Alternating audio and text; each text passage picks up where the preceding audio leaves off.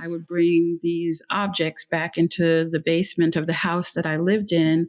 And the only metric for rightness of the configurations that I was creating was, does this feel right? I would listen to the same audiobooks, Toni Morrison, Alice Walker, Dr. King, over and over again. And at the end of that 6 months, I had found that inside of me, there was like a secret engine of power that was really fueled by creativity.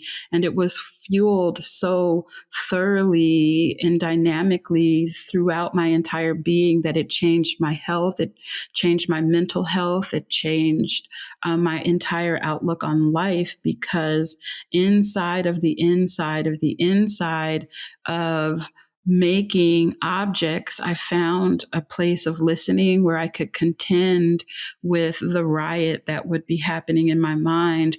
And in that contention of the riot, I would hold certain like ideas of medicine in my body as I would assemble these objects. So I would take the riot out of my head, or I would take the emotional state, or I would take the prayer out of my head, and sometimes visually imagining it moving down my arms into my fingers and entering it into this object that was transforming. And this literally saved my life.